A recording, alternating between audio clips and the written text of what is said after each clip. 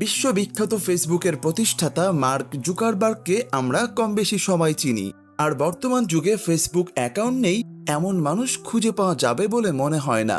কিন্তু এই ফেসবুক কিভাবে তৈরি হয়েছিল সেটা আমরা কয়জন জানি? আমরা আজকে ফেসবুক তৈরির পেছনের ইতিহাস সম্পর্কে জানব। আজকে আমরা যে মুভিটা এক্সপ্লেইন করতে যাচ্ছি তার নাম দ্য সোশ্যাল নেটওয়ার্ক। মুভিটা নিঃসন্দেহে একটা সত্য ঘটনার উপর ভিত্তি করে তৈরি এবং এর গল্পটা জানার পর ফেসবুক এবং তার ফাউন্ডার অর্থাৎ মার্ক জুকারবার্গকে নিয়ে আপনার সম্পূর্ণ ধারণাটাই পাল্টে যাবে। তো চলুন আর দেরি না করে সরাসরি গল্পে চলে যাই। গল্পের শুরুতেই আমরা মার্ক জুকারবার্গকে দেখতে পাই। সে খুব মেধাবী একজন ছাত্র ছিল এবং হার্ভার্ড ইউনিভার্সিটিতে পড়াশোনা করত। একদিন সে তার গার্লফ্রেন্ড এরিকাকে নিয়ে একটা ক্লাব ডেটে যায়, কিন্তু সেখানে গিয়ে তাদের মধ্যে কথা কাটাকাটি শুরু হয়ে যায়। মার্কের সন্দেহ ছিল যে ওই ক্লাবের মালিকের সাথে এরিকার রিলেশন চলছে, তাই হয়তো তারা কম বয়সী হয়েও ওই ক্লাবে ঢোকার অনুমতি পেয়েছে। এই কথা শুনে এরিকা ভীষণ রেগে যায়, কারণ ওই ক্লাবের মালিক তার খুব ভালো বন্ধু ছিল, তবে এর বাইরে তাদের মধ্যে আর কোনো সম্পর্ক ছিল না। সে মার্কে বলে, তুমি সব সময় আমার উপর সন্দেহ করো, তোমার মতো মানুষের সাথে কেউ সম্পর্ক রাখতে পারবে না। তুমি নিজেও যেমন নিচু মানসিকতার, অন্যদেরকেও তেমন নিচু মানসিকতার বলে মনে করো। এই কথা বলে সে মার্কের সাথে ব্রেকআপ করে নেয়। মার্কও ভীষণ জেদি ছেলে, তাই সেও আর কোনো কথা না বাড়িয়ে সেখান থেকে চলে আসে। হোস্টেলে ফিরেও তার মাথার ভিতর এরিকার কথাগুলো ঘুরপাক খাচ্ছিল, তাই সে রাগের মাথায় জুকোনিট নামের একটা সোশ্যাল সাইটে এরিকার নামে অনেক আজেবাজে কথা লিখে পোস্ট করে দেয়। তার মনে এরিকার জন্য যত রাগ ছিল সবটা সে ওই পোস্টের মাধ্যমে প্রকাশ করে। জুকোনিট এমন একটা সোশ্যাল সাইট যেখানে ব্লগ আকারে বিভিন্ন কথা পোস্ট করা যেত, তবে কোনো প্রকার ছবি পোস্ট করা যেত না। তখন যেহেতু ফেসবুক, ইনস্টাগ্রামের মতো বড় বড় সোশ্যাল মিডিয়া ছিল না, তাই অনেকেই এই সাইট ব্যবহার করত। মার্কের পোস্টটা রাতারাতি সবার মধ্যে ছড়িয়ে পড়ে। তখন এরিকা তার এক বান্ধবীর কাছ থেকে মার্কের পোস্টের ব্যাপারে জানতে পারে। নিজের ব্যাপারে এত আজেবাজে কথা পড়ে এরিকা ভীষণ কষ্ট পায়। এদিকে মার্ক বসে বসে ভাবতে থাকে যে তার এখন মাইন্ড ডাইভার্ট করার জন্য কোনো কাজ করা প্রয়োজন, কিন্তু সে কি করবে সেটাই ভেবে পাচ্ছিল না। এমন সময় তার কয়েকজন বন্ধু এসে তাকে বলে, কি ব্যাপার, তুমি এরিকার নামে এসব কি লিখেছ? সেটা শুনে মার্ক বেশ অবাক হয়। সে তার বন্ধুকে জিজ্ঞেস করে, তুমি আমার ব্লগ পড়েছ? তখন তার বন্ধুরা বলে, শুধু আমরা কেন, কলেজের বেশিরভাগ ছেলে মেয়েই তোমার ব্লগ পড়েছে। মার্ক তখন ভাবতে থাকে যে কারো ব্যক্তিগত জীবনে মানুষের এত ইন্টারেস্ট থাকতে পারে। সেখান থেকে তার মাথায় একটা বুদ্ধি আসে। সে হার্ভার্ড ইউনিভার্সিটির সব মেয়েদের নিয়ে একটা নতুন ওয়েবসাইট খোলার সিদ্ধান্ত নেয়। সে ভেবেছিল যে ওই সাইটের মাধ্যমে সে ভার্সিটির সুন্দরী মেয়েদের মধ্যে একটা কম্পিটিশন করবে, কে বেশি সুন্দর বা কে বেশি পপুলার এসব নিয়েই। আর মেয়েরা যেহেতু এই ব্যাপারগুলো নিয়ে একটু বেশি কিউরিয়াস থাকে, তাই মার্ক মেয়েদেরকেই টার্গেট করে। কিন্তু সমস্যা হলো, ওই সাইটটা খোলার জন্য তাকে প্রথমে ভার্সিটির সব মেয়েদের ছবি জোগাড় করতে হবে। তবে মেয়েদের ছবি তার কাছে ছিল না, না থাকাটাই স্বাভাবিক। তাই সে ভার্সিটির সার্ভার হ্যাক করে সেখানকার ডাটাবেস থেকে সব মেয়েদের ছবি জোগাড় করে। এরপর সেই ছবিগুলো দিয়ে তার প্ল্যান অনুযায়ী ফেসম্যাশ নামের একটা সাইট তৈরি করে। সেখানে সে প্রত্যেকবার দুটো করে মেয়ের ছবি আপলোড করত, আর তাদের মধ্যে কম্পিটিশন করাতো যে কে বেশি সুন্দর আর কে বেশি পপুলার। স্বাভাবিকভাবে ছেলেরা এই সাইটটা নিয়ে বেশি এক্সাইটেড ছিল। শুধু ছেলেরাই নয়, মেয়েরাও সমান তালে ওই সাইটটা ব্যবহার করতে শুরু করে, কারণ তারাও এই গেমটা এনজয় করছিল। দেখতে দেখতে তার এই সাইটটা খুবই পপুলার হয়ে যায়, আর ভার্সিটির ছেলেমেয়েরা সেটা এত বেশি পরিমাণে ব্যবহার করতে শুরু করে যে একদিন ভার্সিটির মেইন সার্ভারই ডাউন হয়ে যায়। আসলে মার্ক ওই সাইটটাও বানিয়েছিল ভার্সিটির সার্ভার হ্যাক করে, আর সেটা শুধু ভার্সিটির ভিতরে থাকা কম্পিউটার দিয়েই অ্যাক্সেস করা যেত। তাই ভার্সিটির সার্ভারে এক্সট্রা লোড পড়ার কারণে সার্ভার ডাউন হয়ে যায়।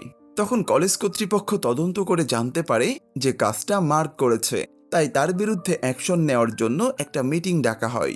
সেই সাথে তাকে যে বন্ধুরা সাপোর্ট করেছিল তাদেরকেও ওই মিটিংয়ে রাখা হয়। সেখানে প্রফেসররা মার্ককে নানা রকম প্রশ্ন করে, কিন্তু মার্ক সেই প্রশ্নগুলোর ঠিকঠাক উত্তর দিতে পারে না। নিজের ডিফেন্সে সে শুধু এটুকুই বলে, আমি যে মেয়েদের ছবি ব্যবহার করেছি তাদের কাছে আমি ক্ষমা চাইছি। কিন্তু ক্ষমা চাইলেও প্রফেসররা তাকে ক্ষমা করে না, কারণ এত বড় ইউনিভার্সিটির একটা সার্ভার হ্যাক করা কোনো সাধারণ অন্যায় ছিল না। তাই তাকে 6 মাসের জন্য সাসপেন্ড করার ওয়ার্নিং দেওয়া হয়। মানে সে যদি আবার এমন কোনো কাজ করে তাহলে তাকে 6 মাসের জন্য সাসপেন্ড করে দেওয়া হবে। সেটা শুনে মার্ক বেশ ঘাবড়ে যায়। এরপর একদিন তার সাথে 2 যমজ ভাই দেখা করতে আসে। তারাও ওই ভার্সিটিরই স্টুডেন্ট ছিল। তাদের নাম ছিল ক্যামেরুন এবং টেইলার। তাদের সাথে নরেন্দ্র নামের একটা ইন্ডিয়ান ছেলেও ছিল। মার্কের বানানো ওই সাইটটা দেখে তারা ভীষণ ইমপ্রেস হয়েছিল, আর তাদের কাছেও এমন একটা সাইটের আইডিয়া ছিল। তারা মার্ককে বলে, তোমার বানানো সাইটটা সত্যিই খুব ভালো হয়েছে, কিন্তু এটাকে যদি আরও একটু আপডেট করা যায় তাহলে আরও ভালো হয়। যেমন ধরো, ওই সাইটে ভার্সিটির প্রত্যেকের নিজস্ব প্রোফাইল থাকবে, একজন আরেকজনকে ফ্রেন্ড রিকোয়েস্ট পাঠাতে পারবে, একজন আরেকজনের সাথে কানেক্টেড থাকতে পারবে। তারা ওই সাইটের নাম দিতে চেয়েছিল হার্ভার্ড কানেকশন। সোজা কথায় বলতে গেলে বর্তমান ফেসবুকের মেইন আইডিয়াটা তাদের কাছে ছিল, কিন্তু তারা আইডিয়াটা কাজে লাগাতে পারছিল না, কারণ তারা জুনিয়র হতে তখনও পুরোপুরি প্রফেশনাল হয়ে পারেনি, যে কারণে তারা মার্কের সাহায্য নেওয়ার কথা ভাবে। মার্কের কাছে তাদের আইডিয়াটা বেশ ভালো লাগে, কিন্তু তার প্ল্যান ছিল আরও বড়। সে ওই ওয়েবসাইটটা শুধুমাত্র হার্ভার্ডের মধ্যে সীমাবদ্ধ রাখতে রাজি ছিল না। সে চেয়েছিল সারা আমেরিকার মানুষ যেন ওই সাইটটার মাধ্যমে কানেক্টেড থাকতে পারে। তবে এই আইডিয়াটা কাজে লাগানোর জন্য তার একজন ইনভেস্টরের প্রয়োজন ছিল। তাই সে তার এক বড়লোক বন্ধু এডওয়ার্ডোর সাথে দেখা করে। এডওয়ার্ডো শুরু থেকেই তার বানানো সাইট নিয়ে তাকে সাপোর্ট করেছে, তাই এবারও সে মার্কের কথায় রাজি হয়ে যায়, কারণ তার কাছেও মার্কের আইডিয়াটা ভীষণ ভালো লাগে। তখন মার্ক তাকে বলে, এই সাইটের মাধ্যমে সবাই একজন আরেকজনের সাথে কানেক্টেড হতে পারবে, যার কারণে আমরা অনেক স্পন্সর পাবো। তখন এই সাইটের মাধ্যমে আমরা হাজার হাজার ডলার আয় করতে পারবো। আইডিয়াটা যেহেতু আমার, তাই আমি 70% প্রফিট নেব, আর বাকি 30% তোমার। এডওয়ার্ডও তাতে রাজি হয়ে যায়। এরপর মার্ক ওই সাইট বানানোর কাজ শুরু করে, আর সেটার নাম দেয়া হয় দ্য ফেসবুক। সেই সাথে এডওয়ার্ডও তাদের ওই সাইটের নামে একটা ব্যাংক অ্যাকাউন্ট খুলে সেখানে বেশ কিছু টাকা ইনভেস্ট করে। এদিকে ক্যামেরুনরা বারবার মার্কের সাথে যোগাযোগ করার চেষ্টা করতে থাকে, কারণ মার্ক তাদের সাথে কাজ করার ওয়াদা করেছিল। তাই তারা মার্কের সাথে হার্ভার্ড কানেকশনের সম্পূর্ণ প্ল্যানিংও শেয়ার করে। কিন্তু হঠাৎ মার্কের এমন বদলে যাওয়ায় তারা তিনজনে ভীষণ দুশ্চিন্তায় পড়ে যায়। অন্যদিকে মার্ক তার সাইটের পেছনে কাজ করেই সারাটা দিন পার করে দিত। সাইট নিয়ে সে এতটাই ব্যস্ত ছিল যে পড়াশোনার দিকেও খেয়াল করার সুযোগ পেত না। কিছুদিনের মধ্যেই মার্কের বানানো দ্য ফেসবুক পাবলিশ করার জন্য তৈরি হয়ে যায়।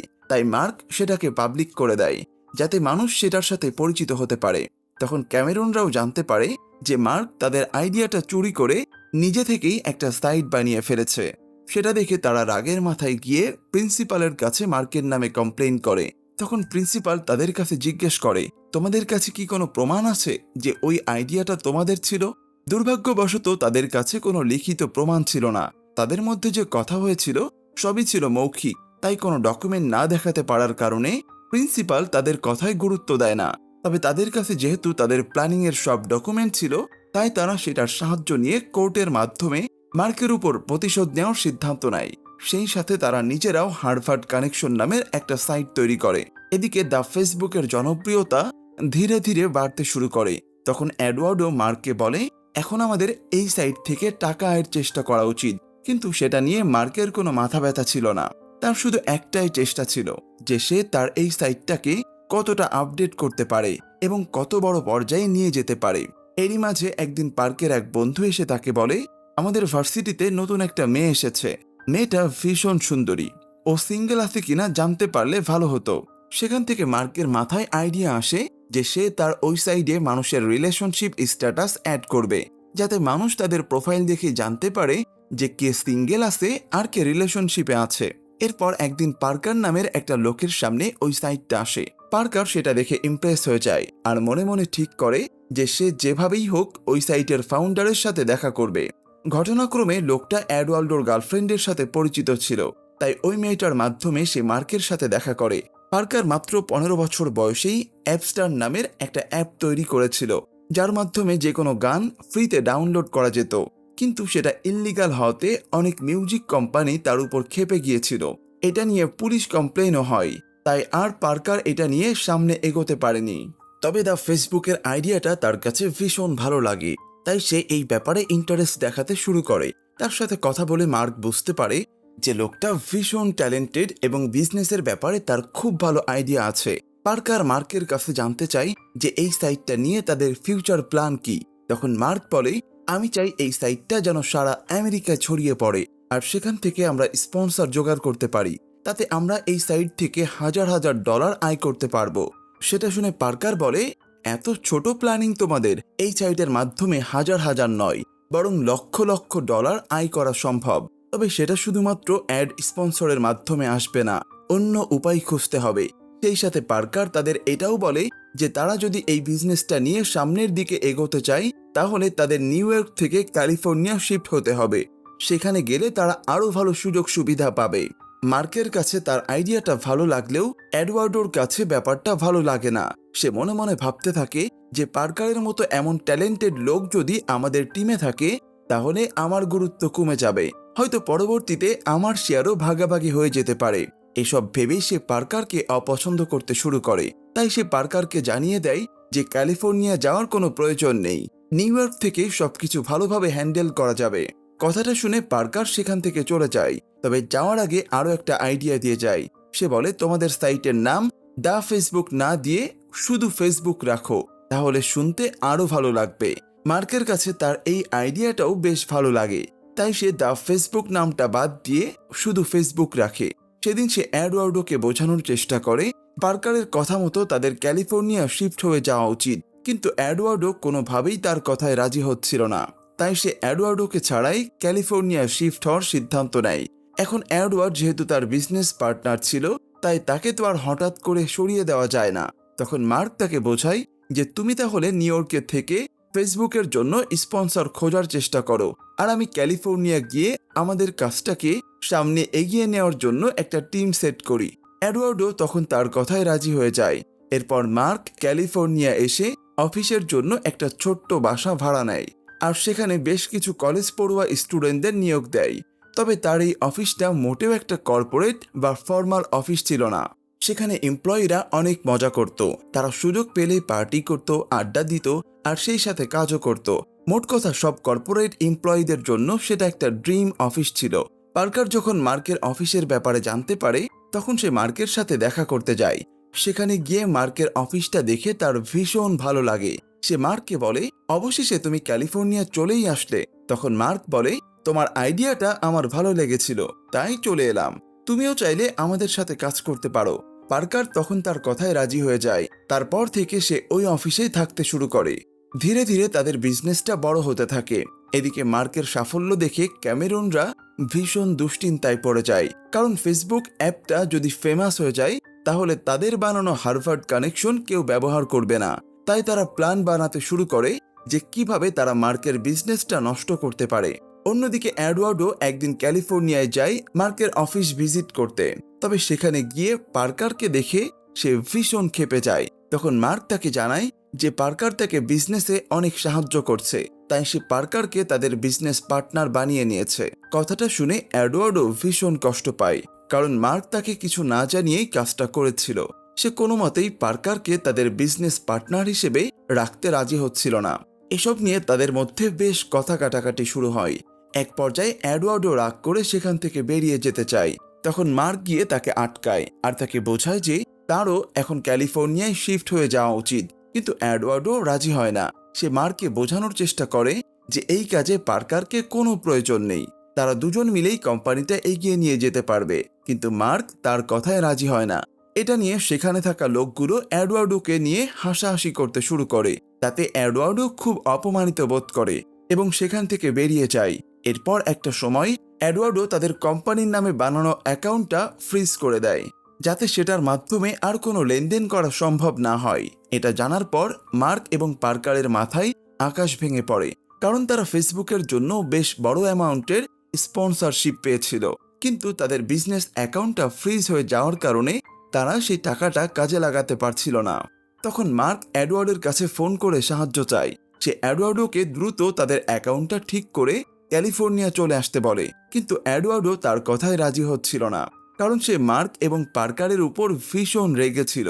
তবে মার্ক যখন তাকে ওই স্পন্সরশিপের ব্যাপারে জানায় তখন এডওয়ার্ডও রাজি হয়ে যায়, কারণ এতে তারও অনেক প্রফিট হবে। এরপর সে অ্যাকাউন্টটা আনফ্রিজ করে মার্ককে জানায়, আর মার্ক তখন সে স্পন্সরশিপটা পেয়ে যায়। এরপর সে মার্কের কথা মতো ক্যালিফোর্নিয়া যায়, কিন্তু সেখানে গিয়ে তাদের অফিসটা দেখে সে ভীষণ অবাক হয়, কারণ সেটা ততদিনে অনেক বড় হয়ে গিয়েছিল। তবে সেখানে যাওয়ার পর মার্কের বদলে তাদের কোম্পানির ফাইন্যান্সিয়াল অ্যাডভাইজার এডওয়ার্ডোর সাথে দেখা করতে আসে। সে এডওয়ার্ডোকে একটা এগ্রিমেন্ট দিয়ে বলে, এখানে তোমাকে একটা সাইন করতে হবে। সাইন করার আগে এডওয়ার্ডো যখন সে এগ্রিমেন্টটা পড়ে, তখন সে জানতে পারে ফেসবুকে তার শেয়ারের পার্সেন্টেজ 30 থেকে নামিয়ে 0.34% করে দেওয়া হয়েছে। তার মানে ওই কোম্পানিতে ধরতে গেলে তার কোনো শেয়ারই নেই। এটা দেখে এডওয়ার্ডো ভীষণ রেগে যায়। সে মার্কের কাছে গিয়ে জানতে চায় যে তার শেয়ার এত কমিয়ে দেওয়া হয়েছে কেন। তখন মার্ক বলে, তোমার শেয়ার কমিয়ে দেওয়া হয়নি, তোমাকে কোম্পানি থেকে বের করে দেওয়া হয়েছে। সেটা শুনে এডওয়ার্ডো একেবারে আকাশ থেকে পড়ে। সে মার্ককে বলে, তুমি এমনটা কিভাবে করতে পারলে? ফেসবুক আমাদের দুজনের কোম্পানি ছিল, শুরু থেকেই আমরা দুজনে একসাথে কাজ করেছি। এরই মাঝে পার্কার এসে এডওয়ার্ডোকে বলে যে তার মতো ছেলে মানুষই মনোভাব নিয়ে বিজনেস করা যায় না, বিজনেস করার জন্য সিরিয়াস হতে হয়। তার কথা শুনে এডওয়ার্ডো আরো বেশি রেগে যায়, আর সে মার্কদের হুমকি দেয় যে তোমাদের আমি কোর্টে দেখে নেব। সেটা শুনে মার্ক ভীষণ চিন্তায় পড়ে যায়। তার ভয় হচ্ছিল যে এডওয়ার্ডো সত্যি কোনো বড় অঘটন না ঘটিয়ে বসে। তবে পার্কার তাকে বোঝায় যে এডওয়ার্ডোর দ্বারা কিছুই করা সম্ভব নয়। এদিকে ক্যামেরুনরা তো এরকমই একটা সুযোগের অপেক্ষায় ছিল, তাই তারা এডওয়ার্ডের সাথে মিলে ফেসবুকের নামে কমপ্লেইন করে। তবে ব্যাপারটা যেহেতু হার্ভার্ডের মতো নামি দামি একটা ভার্সিটিকে ঘিরে ছিল, তাই হার্ভার্ডকেই এই সমস্যা সমাধানের দায়িত্ব দেওয়া হয়। সেখানে ক্যামেরুন এবং বাকিরা মার্কের বিরুদ্ধে সব তথ্য প্রমাণ বিচারকের সামনে রাখে।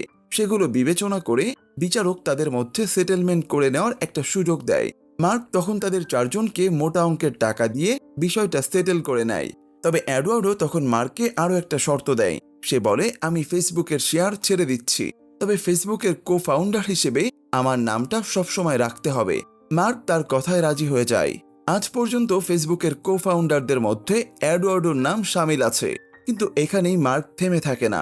এডওয়ার্ডোর পর এবার সে পার্কারকে রাস্তা থেকে সরানোর প্ল্যান বানায়। সেই প্ল্যান অনুসারে একদিন সে তার অফিসে একটা অ্যালকোহল পার্টি দেয়। আমরা তো আগেই জেনেছি যে মার্কের অফিসের এমপ্লয়িরা সবাই ছিল স্টুডেন্ট, অর্থাৎ 18 বছরের কম বয়সী ছেলে মেয়ে। তাই এই অ্যালকোহল পার্টিটা তাদের জন্য বেআইনি ছিল। সেটার সুযোগ নিয়ে মার্ক নিজের পরিচয় গোপন করে পুলিশকে ফোন করে ওই পার্টির ব্যাপারে সব জানায়। তখন পুলিশ গিয়ে সেখানে হাঙ্গামা শুরু করে এবং মার্ক যেহেতু ওই অফিসের মালিক ছিল, তাই তাকে অ্যারেস্ট করে নিয়ে যায়। মার্ক সেখান থেকে পুলিশদের ঘুষ দিয়ে বাইরে বেরিয়ে আসে। এরপর সে এই পুরো ঘটনার দোষটা পার্কারের ঘাড়ে চাপিয়ে তাকে কোম্পানি থেকে বের করে দেয়। তারপর আর কি, সে একাই ফেসবুকের উপর রাজত্ব করতে শুরু করে। আর দেখতে দেখতেই ফেসবুক পৃথিবীর সবচেয়ে জনপ্রিয় সোশ্যাল মিডিয়াতে পরিণত হয়। আর এই মুহূর্তে এসেই আমাদের আজকের গল্পটা শেষ হয়ে যায়। আজকের গল্পটা জানার পর সবার মনেই মার্ক জুকারবার্গকে নিয়ে একটা নেগেটিভ মনোভাব তৈরি হতে পারে। তবে এখানে কিন্তু মার্কের খারাপ এবং ভালো দুটো দিকই সুন্দরভাবে ফুটিয়ে তোলা হয়েছে। এটা ঠিক যে মার্ক অন্যের আইডিয়া চুরি করে ফেসবুক তৈরি করেছিল, আর পরবর্তীতে গিয়ে সে তারই পার্টনারদের খুবই কৌশলে সেখান থেকে সরিয়ে দেয়। এটা নিঃসন্দেহে মার্কের অন্যায় ছিল। কিন্তু এটাও ঠিক যে মার্কের আইডিওলজির কারণেই সে হার্ভার্ড কানেকশনের আইডিয়া থেকে বিশ্বখ্যাত ফেসবুক তৈরি করতে পেরেছিল।